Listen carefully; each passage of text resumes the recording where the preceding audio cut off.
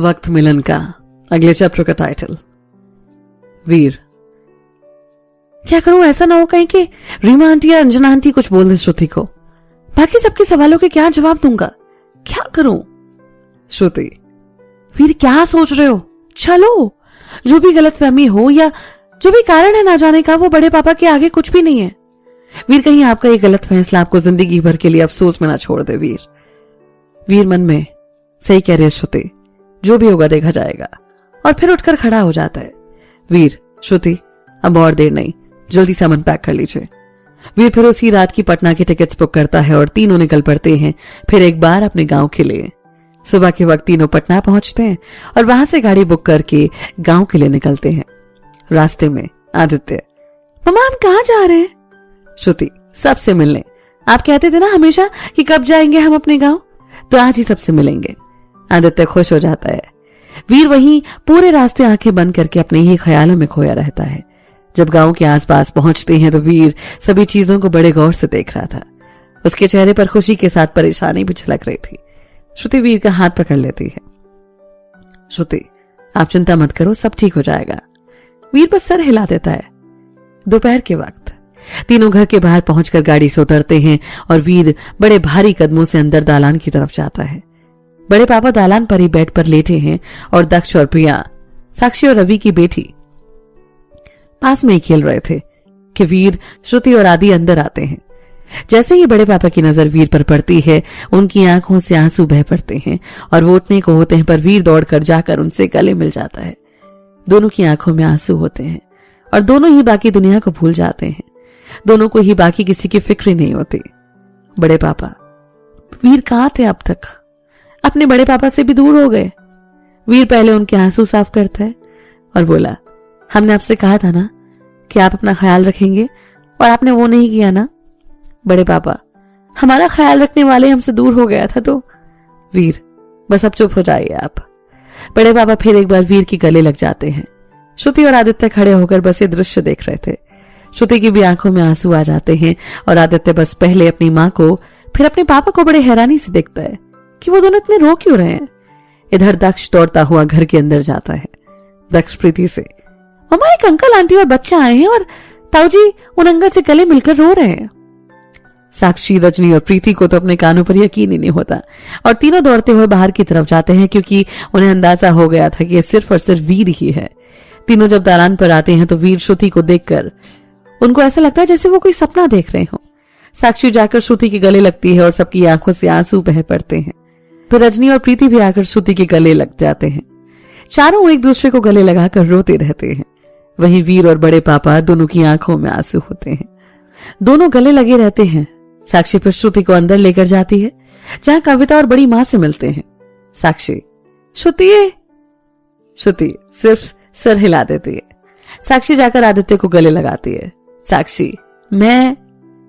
आदित्य, हाँ आप हैं साक्षी बुआ, ये है रजनी बुआ, ये है कविता बुआ और आप हैं बड़ी दादी।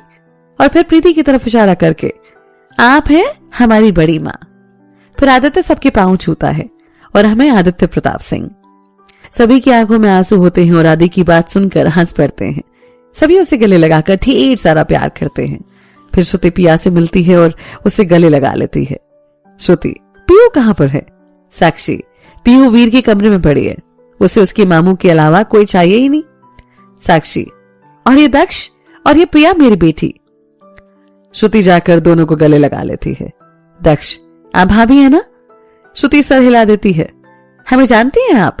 दक्ष, हाँ आपकी बहुत सारी फोटोज देखी हैं हमने भैया के साथ और माँ से सिर्फ आपके बारे में, भैया के बारे में सुना है। पिया, मामी। श्रुति फिर उसे गले से लगा लेती है। श्रुति, दोनों कितने प्यारे हैं। और साक्षी, ये पिया तो बिल्कुल तुझ पर गई है। साक्षी आंखों में आंसू लेकर बस सर हिला देती है। उधर दालान पर राम दवाइयां लेकर आते हैं और जैसे ही वीर को देखते हैं दौड़कर उसे गले लगा लेते हैं। राम, बड़ी देर कर दी वीर आने में, अपनों से ऐसे भी कोई नाराज होता है क्या? वीर कुछ नहीं बोलता, बस गले लगे रहता है। फिर वो अपने आंसू साफ करता है और बड़े पापा के पास जाकर बैठ जाता है। वीर, बड़े पापा आप अपना फटाफट से उठ जाइए। और ये क्या, हमने कहा था ना कि आप अपना ख्याल रखेंगे, पर फिर भी आपने अपने बेटे की बात नहीं मानेंगे। बड़े पापा, अब हमारा वीर आ गया है ना, अब हम ठीक हो जाएंगे। और उनके चेहरे पर हंसी होती है और राम ये देखकर बहुत खुश था। कुछ देर तीनों बैठकर बातों में लगे रहते हैं। राम, वीर अंदर जाओ, बाकी सबसे मिल लो। बड़े पापा, हाँ जाओ। वीर फिर उठकर अंदर की तरफ जाता है। पहले वो बड़ी मां के पांव छूता है और उनके गले लग जाता है। फिर वो रजनी की तरफ बढ़ता है।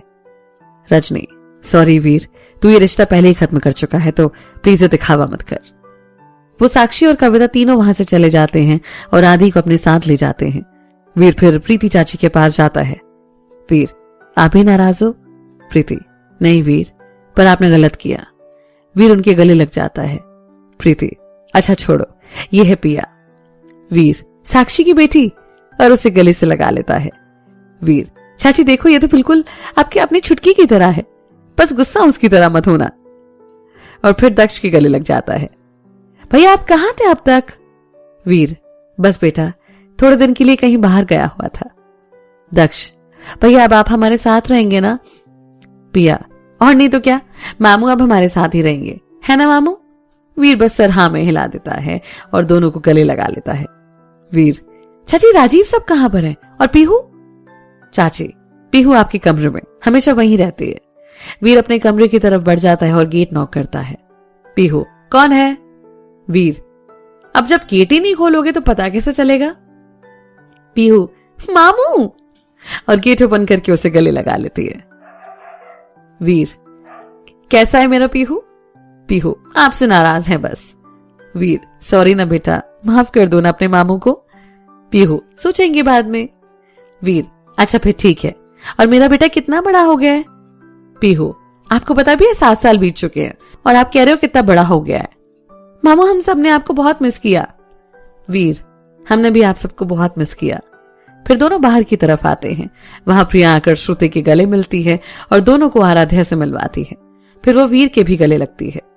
प्रिया, क्यों चले गए थे सब छोड़कर? आपके बिना ना हम सब बहुत अकेला फील कर रहे थे। इसी बीच रोहित आता है, जो कि बड़े पापा के पास बैठकर उनसे बात करता है। अंदर आकर वो पहले श्रुति से और आदित्य से मिलता है। रोहित, श्रुति ये बिल्कुल तुझ पर गया है, और हाँ बेटा अपने पापा की तरह मत बनना। और उसके बाद गुस्से में वीर की तरफ देखता है।